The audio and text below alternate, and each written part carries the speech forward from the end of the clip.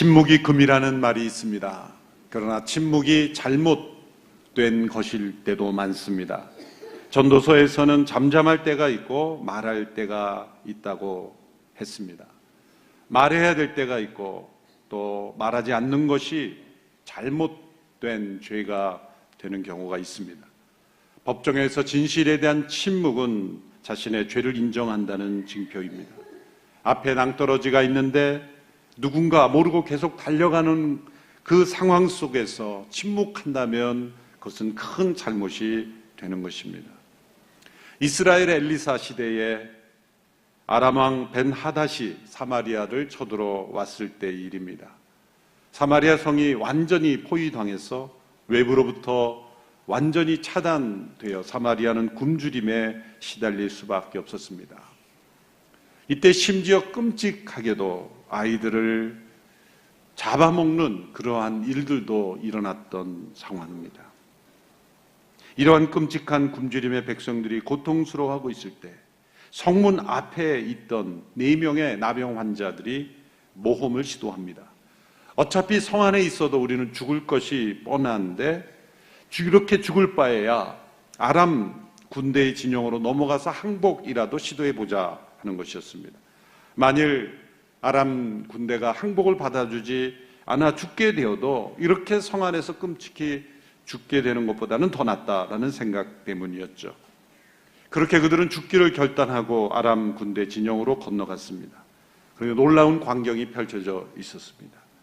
무슨 일인지 아람 군대의 진영에는 아무도 없었고 그 군대들은 모든 물건들을 다 그대로 내버려 두고 먹을 것, 입을 것, 금은 보화를 다 내버려 두고 다 사라진 상태였습니다. 나병 환자들은 영문을 모르는 상태였지만 그들은 기뻐하고 즐거워했습니다. 아람 군대의 진영에 펼쳐진 먹을 것, 입을 것을 누리며 순간 그들은 즐거움을 누렸습니다. 그런 중에 문득 그들은 이런 생각을 갖게 되었습니다. 성 안에 있는 우리의 동족들은 고통과 죽음 속에 이 소식을 알지 못하고 어두운 죽음 가운데 있는데 우리가 이렇게 우리만 기뻐하고 즐거워하는 것이 과연 합당한가? 그것은 합당하지 않은 것이다. 잘못된 것이다. 라는 깨달음이 문득 오게 되는 것이죠. 열왕기하 7장 9절에 이런 말씀이 나옵니다. 같이 읽어보겠습니다. 시작. 열왕기하 7장 9절. 그러다가 나병 환자들이 서로 말했습니다. 우리가 아무래도 잘못하고 있다. 오늘은 좋은 소식이 있는 날인데 우리가 잠자코 있으니 말이다. 우리가 날이 밝을 때까지 이 소식을 전하지 않으면 벌을 받을 것이다. 지금 바로 가서 왕궁에 이 소식을 알리자. 자신의 동족들이 끔찍한 죽음에 처해 있는데 더 이상 두려움과 굶주림에 시달릴 필요가 없는데 이 변화된 상황을 알려주지 않은 것은 우리가 잘못하는 것이다. 지극히 상식적인 일이죠. 이것을 알리지 않으면 우리에게 큰 벌이 임할 것이다. 그래서 그들은 전하지 않을 수 없어 바로 가서 그들은 사마리아 성에 가서 큰 소리로 이 소식을 알리게 된 것입니다. 이 상황 속에 이들이 침묵하고 있는 것은 진정 잘못하고 있는 것입니다. 모두에게 좋은 소식, 모두가 알아야 될 기쁜 소식이 있지만 먼저 그 소식을 안 사람이 전하지 않으면 그것은 잘못된 것이다. 이 나병 환자들이 느꼈던 마음과 태도가 있어야 하는 것입니다. 사도 바울에게서도 이 나병 환자들과 같은 고백이 발견됩니다.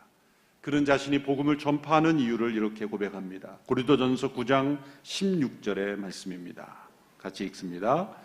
내가 복음을 전할지라도 자랑할 것이 없으면 내가 부득불할 일임이라.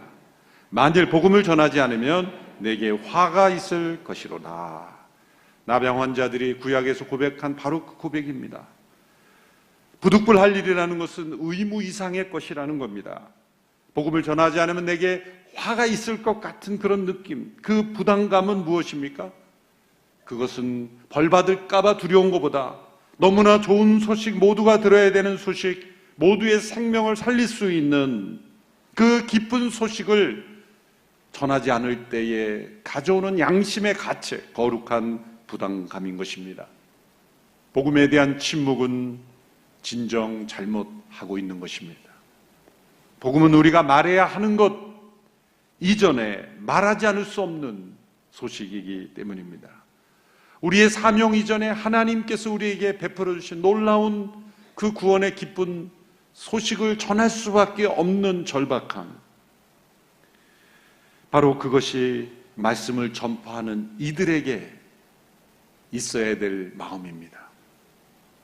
가끔 선교 사역에 대한 참여를 요청하면서 정말 가슴 아픈 이야기들을 알려주면서 불쌍히 여기는 마음을 가지게 하는 그러한 시도들이 있죠. 세상에 채워지지 않은 필요들이 얼마나 많습니까? 기독교 TV들도 보면 아프리카에 굶주린 그런 영혼들을 보면서 우리의 마음이 참 불쌍히 여기는 마음이 듭니다. 이 일을 어떻게 할까? 그런 필요들을 알리는 것 필요한 일입니다. 그러나 거기에 머무르는 것, 그것은 참된 선교의 이유로서는 불충분하다는 거죠. 그것은 무슨 말입니까? 선교는 불쌍한 사람들을 우리가 도와주는 것에서 머무는 것이 아니에요. 예수께서 우리를 위해 행하신 일, 모든 사람들을 위해 이루신 일이 얼마나 놀라운 일이고 위대한 일이고, 그 예수님께서 이루신 일이 우리에게 주는, 전 인류에게 주는 놀라운 기쁨의 그 소식이기에 우리는 그 일을 해야 하는 것이다. 포사이스라는 분이 한 말에 우리는 귀를 기울여야 합니다. 제가 읽어드리겠습니다. 현재 이루어지고 있는 선교사역들의 약점은 우리가 아직 해야 할 일이 그리스도께서 이미 하신 일보다 더 크다는 생각을 무심코 드러낸다는 것이다. 세상에 가장 심각한 필요를 할지라도 그리스도의 위대한 승리보다는 못한 것이다. 예수님께서 이루신 일이 너무나 위대하고 크고 놀랍고 기쁜 소식이기에 그 일을 전하는 것이 가장 중요한 일이 되는 것. 우리의 마음에 일어나는 불쌍히 여기는 마음, 세상의 그 필요를 내가 도와야 되겠다라는 그런 차원에 머물러서는 안 된다는 거죠. 그것을 넘어서는 그런 기쁨의 소식을 전하는 간절한 마음, 그것은 기쁨의 헌신인 것입니다. 예수님께서 제자들에게 성령이 임하시면 예수님께서 임하신 이 일을 전하지 않으면 안 되는 거룩한 부담감, 그 충격이 우리 안에 임하게 될 것이라고 말씀하셨습니다. 유명한 사도행전 1장 8절의 말씀이죠. 같이 다시 한번 읽겠습니다. 시작. 그러나 성령께서 너희에게 오시면 너희가 권능을 받고 예루살렘과 온 유대와 사마리아와 땅끝까지 이르러 내 증인이 될 것이다. 땅끝까지 이르러 내 증인이 될 것이다. 이 말씀은 명령이 아니라 약속입니다. 너희는 내 증인이 되어야 한다라고 말씀하신 것이 아니라, 내가 너에게 명령했으니 의무적으로 순종하라라고 말씀하신 것이 아니라, 너희가 나를 신뢰하고 너희가 내 안에 거하고 성령이 너희 안에 임하시면 너희가 나의 증인이 되는 그 기쁘고 복된 일에 너희도 함께 참여할 수 있게 될 것이다. 내 증인이 되는 것이 얼마나 영광스럽고 기쁜 일인지 아느냐. 이것은 우리가 진정 예수님을 만난 결과이며 그리스도 안에 거하는 자의 열매이며 성령께서 임하신 성령의 사람이라는 증표인 것이죠. 논리적인 결과인 것입니다. 땅끝까지 이르러 주님의 증인이 될 수 있는 그 영광스러움에 우리를 초청하신 것입니다. 사도 바울에게는 이 확신이 있었습니다. 이 흘러넘치는 것이 있었습니다. 데살로니가전서 1장 5절의 바울의 고백을 보십시오. 같이 읽습니다. 시작. 이는 우리의 복음이 여러분에게 단순히 말로만 전해진 것이 아니라 능력과 성령과 큰 확신 가운데 전해졌기 때문입니다. 우리가 여러분 가운데서 여러분을 위해 어떤 사람이 됐는지는 여러분이 잘 알고 있습니다. 바울에게 있는 이 확신이란 단어는 이 컵에 물이 흘러넘치는 상태를 의미하는 단어입니다. 확신이란 믿음이 흘러넘치는 것입니다. 우리에게 확신이 있을 때 그 믿음은 가두어둘 수 없습니다. 컵에 물이 흘러넘치는 상태가 확신입니다. 내 안에 확신이 있다면 그 믿음은 흘러넘칩니다. 그 믿음은 하나님의 말씀에 대한 믿음이요, 구원의 기쁜 소식에 대한 믿음이며 성령께서 우리 안에 임하셔서 주시는 확신이기 때문입니다. 오늘 우리에게 이 흘러넘치는 확신이 필요한 것입니다. 이 확신이 식어져 감을 느끼기에 오늘 이 시대의 성령의 바람이 우리의 영혼 속에 온누리교회 위에, 한국교회 위에 흘러넘치기를 간구해야만 하는 것입니다. 바로 이러한 확신이 가장 분명하게 나타난 말씀이 디모데후서에 나타난 사도 바울의 고백입니다. 디모데후서는 바울의 마지막 유언과 같은 편지이죠. AD 67년경 바울 로마 감옥에 두 번째 투옥됩니다. 순교 직전입니다. 에베소에서 사역하고 있는 디모데에게 편지를 쓴 것입니다. 감옥 속에서 죽음을 앞두고 있는 상황 속에서 그는 놀랍게 이 확신으로 흘러넘칩니다. 디모데후서 1장 11절 12절 말씀 같이 읽습니다. 시작. 그리고 이 복음을 위해 나를 선포자와 사도와 선생으로 세우셨다. 이로 인해 내가 다시 이러한 고난을 당하지만 나는 부끄러워하지 않는다. 내가 믿고 있는 분을 알기 때문이며 내가 맡은 것을 그분께서 그날까지 지켜주실 수 있음을 확신하기 때문이다. 바울은 로마 감옥에서 죽어갈 이유가 없었던 사람입니다. 그는 죽을 고생을 하고 이제 죽어가고 있는 상황 속에서도 그는 후회가 없습니다. 원망도 없습니다. 불평도 없습니다. 자신의 신세를 한탄하고 있지도 않습니다. 그 모든 것을 한마디로 표현한 것이 부끄러워하지 않는다. 부끄러워하지 않는다는 말에 모든 단어가 다 표해 있는 거예요. 나는 이 상황 절대로 원망스럽지 않다. 후회도 없다. 부끄럽지 않다. 그에게는 오직 그가 받은 말씀, 그가 체험한 복음을 전파되어야 한다는 확신만이 그에게 있기 때문입니다. 바울은 그에게 있던 이 확신을 그의 영적인 아들 디모데에게 엄중한 명령으로 전달해 주고 있습니다. 그것이 오늘 본문 4장 2절의 말씀이죠. 디모데후서 4장 2절 같이 읽습니다. 시작. 너는 말씀을 전파하여라. 때를 얻든지 못 얻든지 항상 힘써라. 끝까지 오래 참고 가르치며 책망하며 권계하고 권면하여라. 말씀을 전파하는 일이 얼마나 엄숙한 일인지를 세 가지 내용으로 강조합니다. 말씀을 전파하는 일은 절박하게 해야 하는 일이에요. 때를 얻든지 못 얻든지 항상 힘쓰라.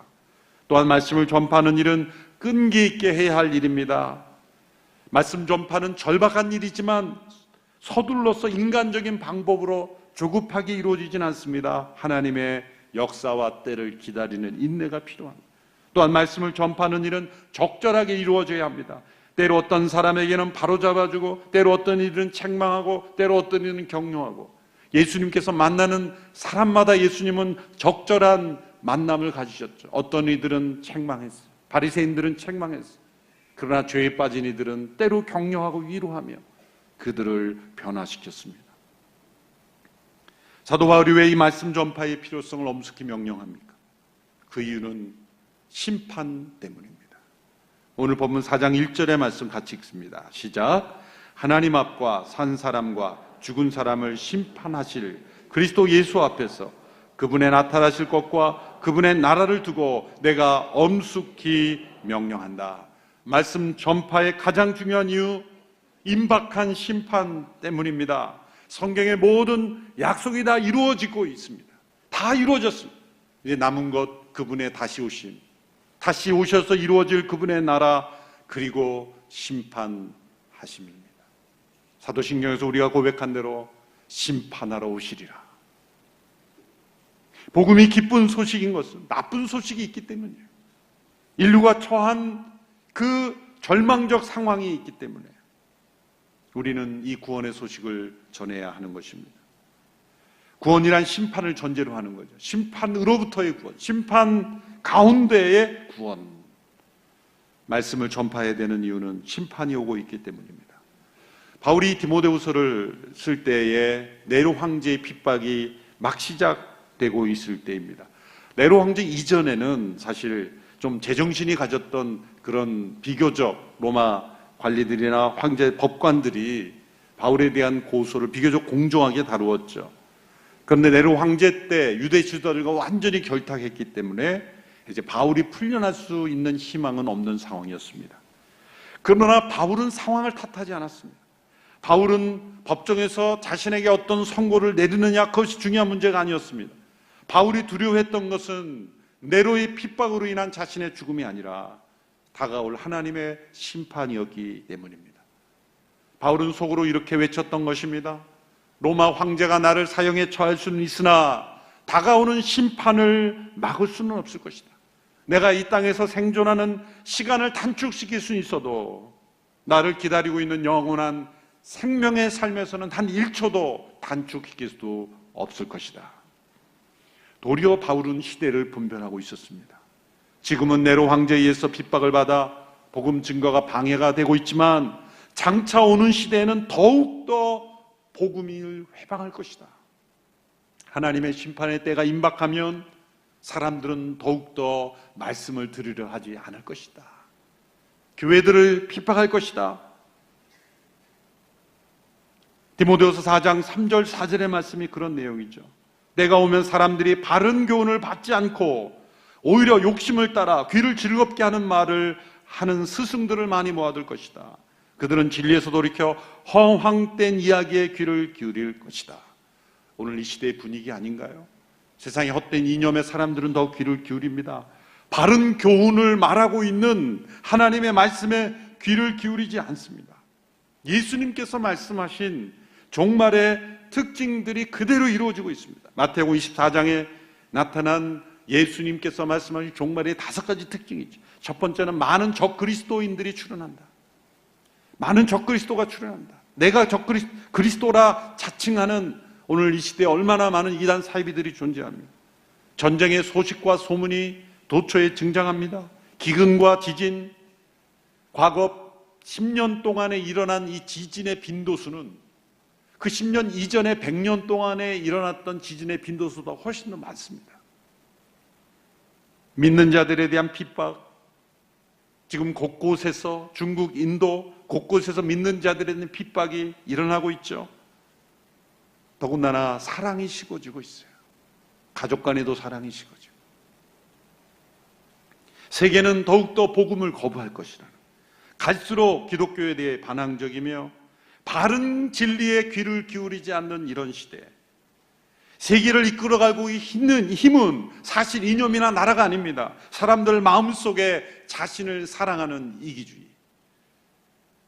바로 이것이 종말의 특징입니다. 인도에서 40여 년 선교사역을 마치고 1974년도에 영국으로 돌아온 레슬리 뉴비긴이라는 선교사에게 사람들이 질문했습니다. 영국으로 돌아와서 가장 어려운 점이 무엇이냐? 그는 이런 대답을 했습니다. 희망이 사라진 것입니다. 세상에 점점 희망이 사라지고 있습니다. 왜? 심판 앞에 처해 있기 때문에. 이 종말의 깊은 종말의 시대에 들어가고 있는 이때 예수님이 말씀하신 모든 내용들이, 예수님이 군사 전문가였습니까? 외교 전문가였습니까? 지질학 전문가였습니까? 그렇지 않았습니다. 그러나 예수님은 이 모든 종말의 예언을 그대로 말씀하셨어요. 바로 이 세상의 종말의 심판이 다가오고 있는 거예요. 있지도 않은 공포 분위기를 종송하는 게 아니에요. 실제로 이루어지고 있고 그 말씀대로 이루어지고, 사도 바울이 예언했고 예수님이 말씀하신 그대로 이 마지막 종말의 때에 다가올 하나님의 심판 앞에서 우리가 해야 될 일, 가장 중요한 시급한 일, 그것은 말씀을 전파하는 거예요.